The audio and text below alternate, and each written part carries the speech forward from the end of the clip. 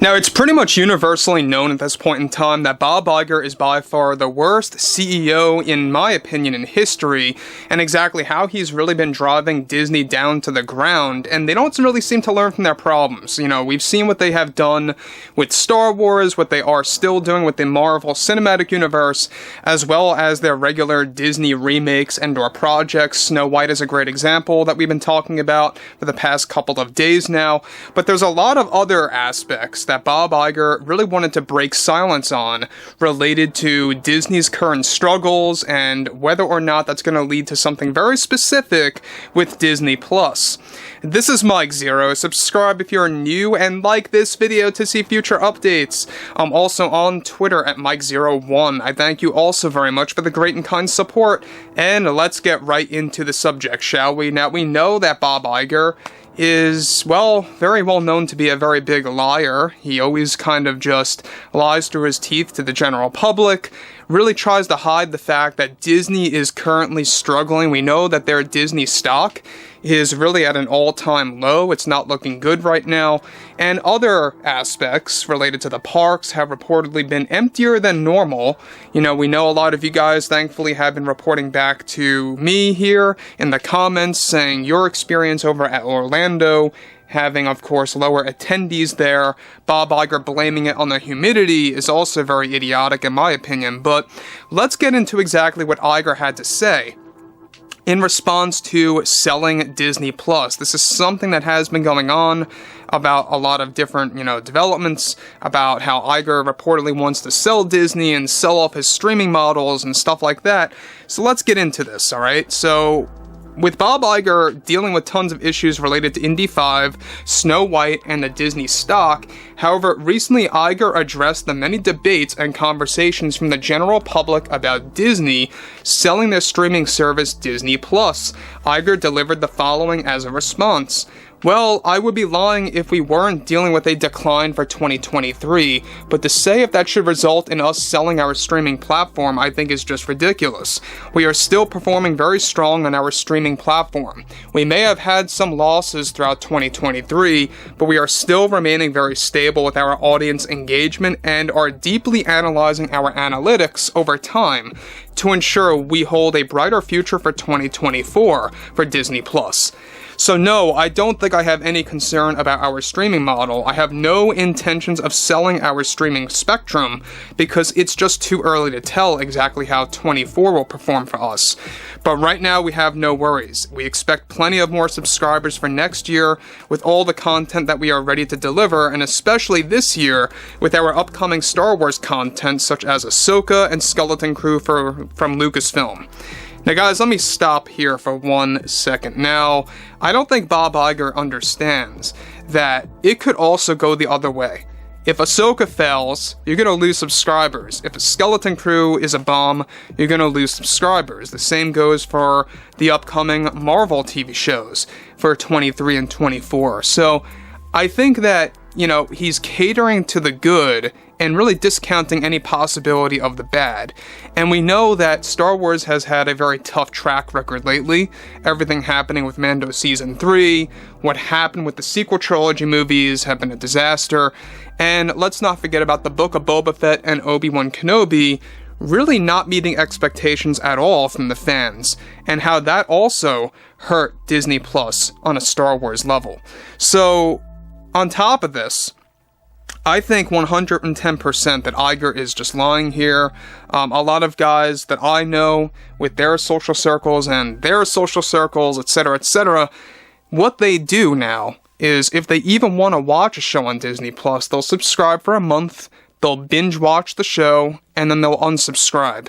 This is something that Disney hates, something that they do despise. They don't like that behavior among their customers.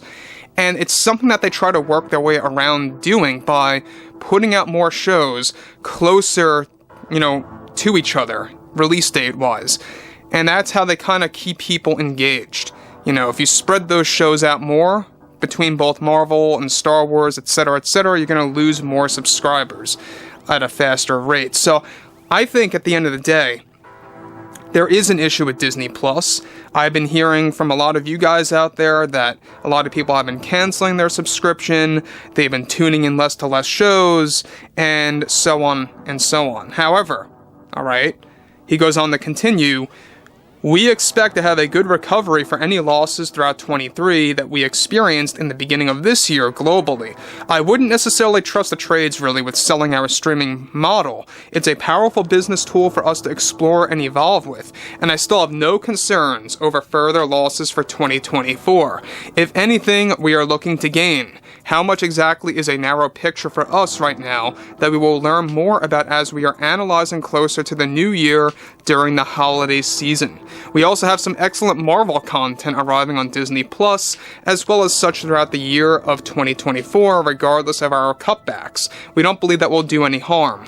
We just had to take a step back with our cost containment plan to ensure we don't overfund unnecessary projects for everything Marvel, Star Wars, and Disney.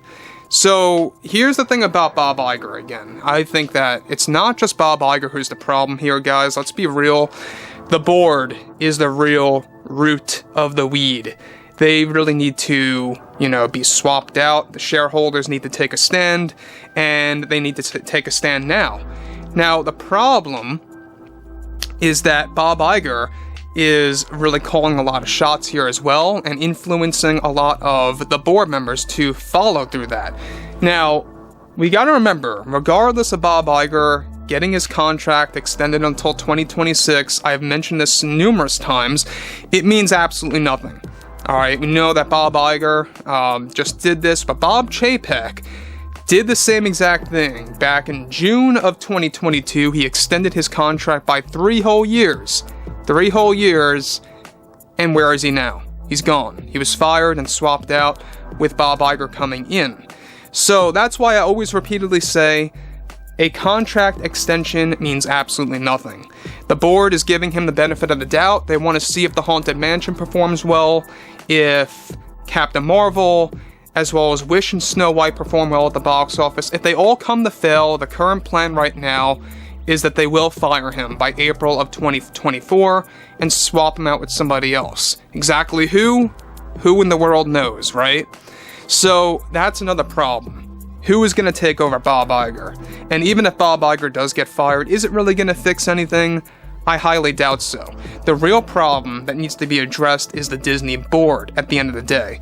And though a new CEO may be an improvement, maybe, the real issue at hand are the board members. We know that a certain amount of board members fully support Kathleen Kennedy and her role over at Lucasfilm, while other board members are totally against it. That's why there's a constant division over at Disney. And as for Disney Plus, by the way, I just don't see how they can survive throughout 2024 if everything is going to be agenda-driven, if it's going to be low-budget material now, given that they are cutting back on budgets and putting a big limit on all their shows up and coming for 2024, and everything's going to be delayed too because of the writer's strike and everything happening with SAG and AFTRA. It's not looking good on that front, but guys, drop a comment below, fill me in below in the comments what you all have to say about this, and if you guys did enjoy the content for today, make sure to drop a thumbs up on this video to support the channel, and I will catch you guys next time.